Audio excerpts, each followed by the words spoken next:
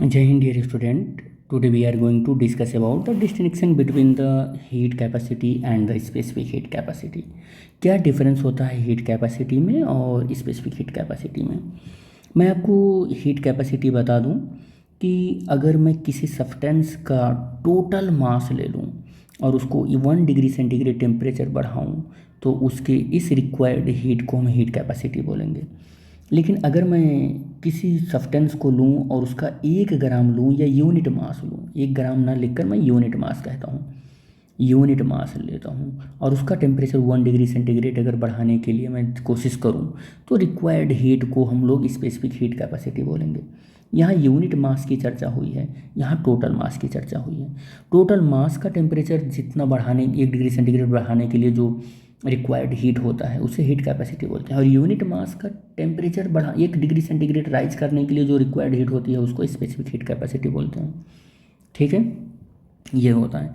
अगर मैं heat capacity को लेफ्ट हैंड साइड पर लिखूं और ये स्पेसिफिक हीट कैपेसिटी को राइट हैंड साइड पर लिखूं और इन दोनों के बीच में डिफरेंस की बात करूं तो कुछ इस तरीके से सिनेरियो जनरेट होगा, जिसमें फर्स्ट पॉइंट हम डिस्कस कर रहे हैं जो कि है यूनिट। अगर मैं हीट कैपेसिटी की बात करूं तो जूल अपान केल्विन होगा, क्योंकि इसका फॉर्मूला होता है C dash is equal to heat absorbed upon change in temperature होता है।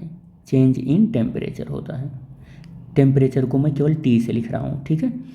और अगर मैं स्पेसिफिक हीट कैपेसिटी की बात करूँ तो सी इज इक्वल टू होता है हीट कैपेसिटी अपॉन मास होता है। अब हीट कैपेसिटी को अगर मैं देखूं तो ये हीट कैपेसिटी सी डैश होता है और अपॉन एम, सी की वैल्यू होती है क्यू अपॉन एम इंटू कितना हो जाएगा, डेल्टा टी हो जाएगा। ठीक है, तो हम यहाँ से देखेंगे तो इसकी यूनिट क्या हो जाएगी, जूल अपॉन, देखो इसका जूल हो जाएगा, इसका किलोग्राम हो जाएगा, इसका डिग्री सेंटीग्रेड हो या केल्विन हो जाएगा, तो जूल अपॉन किलोग्राम केल्विन हो जाएगा। इसका अगर मैं बात करूं तो ये क्यू होगा और बाई टी होगा और ये टी डैश, तो यहाँ पर देखो इसकी यूनिट जूल हो जाएगी, इसका चेंज इन टेम्परेचर का केल्विन हो जाएगा, तो जूल अपॉन केल्विन इसकी यूनिट हो जाएगी। और अगर हीट कैपेसिटी के फॉर्मूले की बात करें तो ये फॉर्मूला यहाँ पर मैंने पहले से ही लिख कर आपको बता दिया। It depend both on the nature of the substance and mass. ये नेचर ऑफ सब्सटेंस के ऊपर भी डिपेंड करता है और मास के ऊपर भी डिपेंड करता है।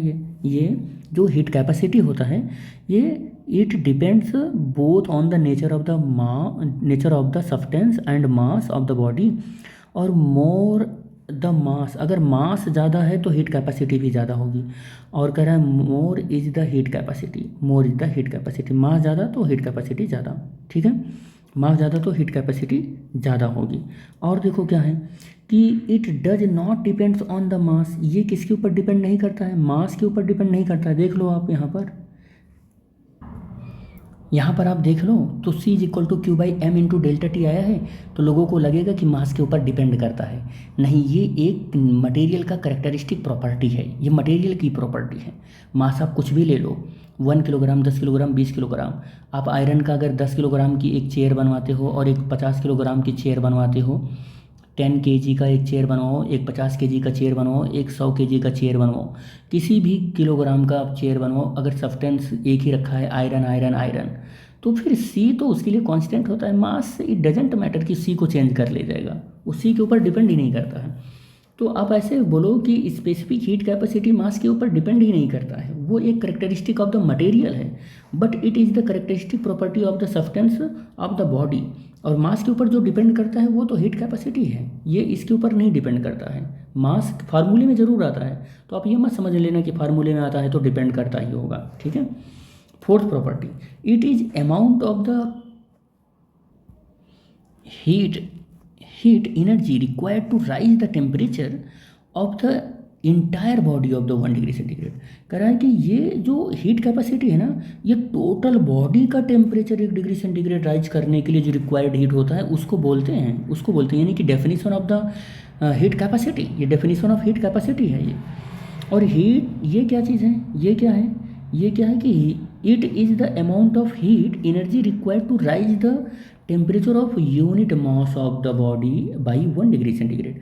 और ये भी definition of the specific heat capacity है। कि यूनिट मास का टेम्परेचर 1 डिग्री सेंटीग्रेड या 1 केल्विन राइज करने के लिए 1 केल्विन राइज करने के लिए जो रिक्वायर्ड हीट होता है उसको हम लोग क्या बोलते हैं, उसको बोलते हैं स्पेसिफिक हीट कैपेसिटी। तो इस लेक्चर में बस यही था जो कि डिफरेंस बताया हमने। Thanks for watching the video. Thank you बेटा।